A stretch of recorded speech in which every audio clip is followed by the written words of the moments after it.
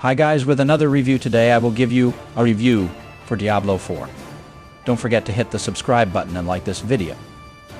Within minutes of character class selection, Diablo 4 reveals how seriously it takes immersion and world building. Quality cutscenes with interesting camera angles bring the story events to life. Well, written dialogue spoken by committed voice actors creates a very human connection. I played as a male druid, and his voice was delightful, sounding akin to a kind-hearted bear, like Liam Neeson. With a strong cast of characters, truly, this is a tale worth witnessing. I've included select quotes through this review to give you a spoiler-free flavor of the narrative mood. Granted, the gameplay is slow in the first few hours because of limited skills and build options. After about 5 hours, you are mostly set free from hand-holding and the game's strengths begin to shine. A true highlight is experimenting with character builds. I appreciate the very low cost of refunding skills for the first dozen or so hours because trying new playstyles is the creative crux of Diablo 4's gameplay. Character customization is tied together by a world-class combat system, strong enemy designs, and visually gorgeous locations. I could gush about the graphics for hours. The art is so exquisite, and the world is full of vibrant but dark details with destructible clutter galore. Murky swamps, wind-swept deserts, and lofty mountains are just a few of the nearly perfectly crafted feasts for the eyes. The masterful visuals are further enhanced by standout sound design. Crunching, casting, and convulsing have never sounded better. The music is also an outstanding blend of classic Diablo with new and interesting musical themes. Both the audio and visual experiences merge with the strong combat system to create a truly brilliant and inspiring video game experience. By the way, the game plays extremely well using a controller, much like Diablo 3's console versions. The seamless transition between mouse and keyboard and controller is a great feature for when your mouse hand gets tired of clicking or you want to relax on a couch. Now I will talk about the game's open world. A big change in Diablo 4 is the new open-world design. You only explore a few locations in the first few hours, but soon the massive scope of the game space becomes clear. Distinct regions are broken into zones. Each zone has a level recommendation, so most players will naturally want to avoid many areas until later. Zones will scale up to your level, and some may find fault in this system that ensures you are never overpowered. But I didn't mind this design. However, the open map potentially hinders the narrative flow. You can easily get lost for hours doing extra content. The over 200 side quests are well written and fully voiced, with some having multiple stages with strong character. Many others are rather mundane. In addition, there are random events, a handful of strongholds to conquer, and little caves and cellars to quickly explore. These activities appear interesting at first, but many aren't a great time investment. Likewise, there are more than 100 side dungeons that can feel like filler. Still, there is a smart renown system that grants you highly beneficial early, mid, and late game rewards for exploring the map and completing the aforementioned activities. To aid such vast traveling, you get a horse, but it is only given when you make significant progress in the story. Plus, the horse controls could be improved. Strangely, the transparent map overlay from past games is entirely absent. As a result, much time can be spent meandering and backtracking in this sprawling world. Despite my qualms, I greatly enjoyed discovering each area, particularly when I would find one of over 150 hidden statues that grant permanent buffs and renown. Very disappointing is the absence of a proper companion system. Companions were a big highlight in Diablo IDI for solo players. Especially sad is there are quite a few truly interesting side characters that would have been great to party up with at will and hear their thoughts while exploring the lands.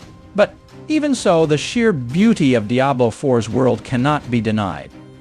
It can be quite relaxing to sightsee, even if the design cannot compete with the intricacy and creativity of an Elden Ring or Zelda open world. About game flow is the endgame. Despite Diablo 4 taking place on a giant continent, the game flow is very basic. For levels 1 through 50, your main goal is to explore the map, complete the main quests, and build your character through gear and skill customization. I found this portion of the game to be decently fun but simplistic. I suppose that is why many players rush toward the endgame.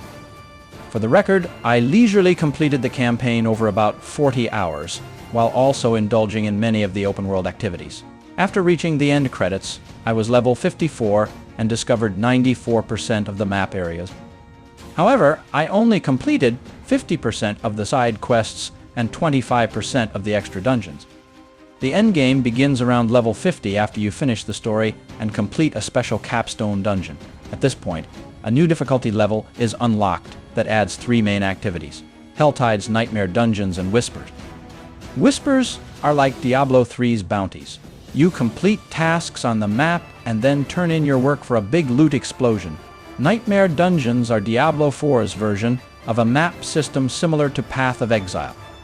You find items that turn regular dungeons into special nightmare ones with unique modifiers. Helltides are areas of the map that become farming zones for an hour where you get more loot and rare crafting materials. These 3 endgame systems tie into the constant pursuit of better gear. In the final 2 difficulties, new types of items drop that are more powerful, including coveted unique items that everybody loved from the Diablo 2 glory days. For context, after a dozen in-game hours, I only found 4 unique items, so it will take quite a long time to get all the rarest gear just for one character.